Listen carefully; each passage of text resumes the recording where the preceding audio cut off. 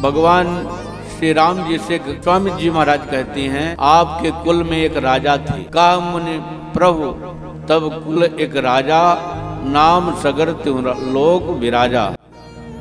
सगर नाम के एक राजा थे, वे अश्वमेध यज्ञ कर रहे थे। उसमें घोड़ा छोड़ा दिग्विजय के लिए। घोड़े को इंद्र ने चुरा करके ले आकर के बांध दिया कपिल भगवान के आश्रम में। सगर के सुमति और केसनी दो पत्नी थी। एक पत्नी के एक पुत्र हुआ जिसका नाम है असमंजस। दूसरी पत्नी के एक तुम्बा निकला।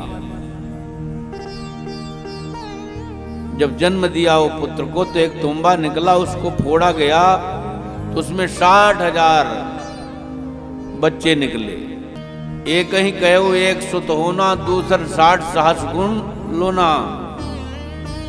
60,000 पुत्रों की प्राप्ति हुई।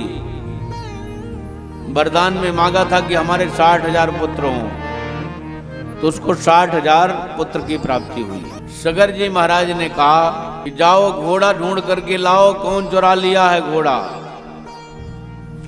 60,000 पुत्र गए, चारों तरफ देखा, सारी धरती छान डाली, लेकिन कहीं भी नहीं मिले। सगर जी ने कहा कि धरती खोदो, धरती के नीचे मिलेगा।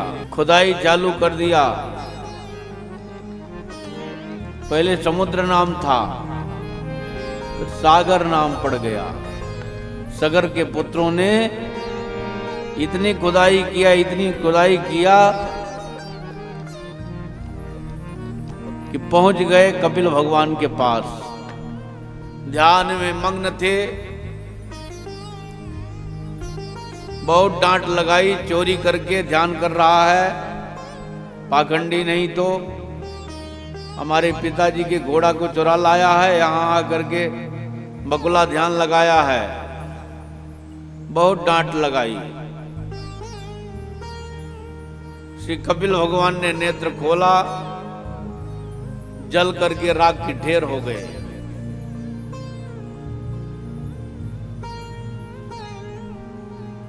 श्री सगर महाराज जी ने कहा असमंजस से, देखो तुम्हारे भाई लोग कहाँ गए। समुद्र खोद रहे थे, पृथ्वी को खोद रहे थे। खोदते खोदते वो कहाँ पहुंचे जाकर के देखो। श्री असमंजस जी वहां पर गए तो उन्होंने गाली नहीं दिया, प्रणाम किया। प्रणाम करके स्तुति किया। भगवान प्रसन्न हुए। भगवान से पूछा कि मेरे भाई लोग 60,000 भाई थे, पृथ्वी को खोदते हुए, घोड़े को खोजते हुए यहां आए। घोड़ा तो मिला, यहां बंधा है, लेकिन भाई हमारे कहां गए पता नहीं चला। अच्छा, आपका घोड़ा है तो तुम्हारे भाई ये राख की ढेर जो लगी है यही है, ले जाओ।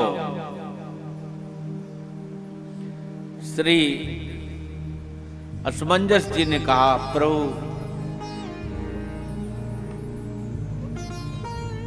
उपाय बताइए किस तरह से हमारे भाइयों का उद्धार हो जाए। तो श्री कपिल भगवान ने कहा, गंगा आवहि अवनिमः, गंगा जी इस पृथ्वी में आ जाएं तो मानो आपके पुत्रों, आपके भाइयों का उद्धार हो जाएगा। श्री असमंजस जी आकर के पिताजी से बताया। सगर जी तपस्या करने के लिए असमंजस को राज्य देकर के तपस्या करने के लिए गए, और तप करते करते सारा जीवन व्यतीत हो गया, लेकिन कुछ प्राप्त नहीं हुआ। फिर असमंजस के पुत्र दिलीप जी ने तपस्या किया। और इतनी तपस्या किया कि सारा जीवन व्यतीत कर दिया। उनका भी जीवन व्यतीत हो गया, लेकिन कोई रिजल्ट नहीं निकला। असमंजस के दिलीप के भागीरथी, तो भागीरथी जी ने तपस्या किया तो ब्रह्मा जी महाराज का प्रादुर्भाव हुआ। ब्रह्मा जी महाराज से अपना वृत्तांत बताया कि हमारे 60,000 पूर्वज नरक में पड़े हैं, इनका उद्धार कैसे हो, क्योंकि इन्होंने भगवत अपचार किया है, इनका उद्धार कैसे हो। मैंने सुना है गंगा जी आपके पास हैं, उनका आप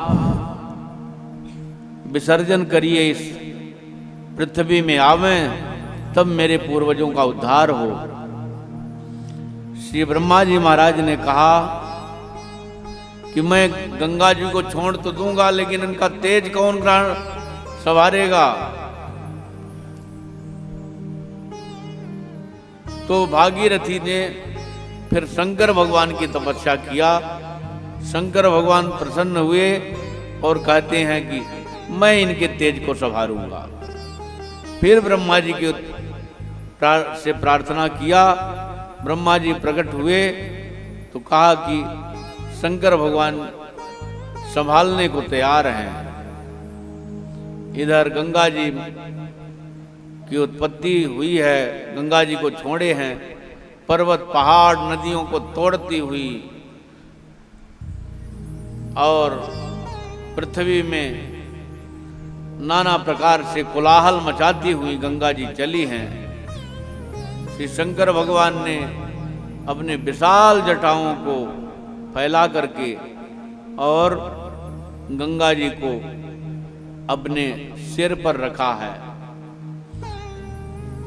बरस एक तह रही भुलानी, 1 वर्ष तक गंगा जी उनके मस्तक पर सुशोभित रहीं। फिर भागीरथी ने तपस्या किया है।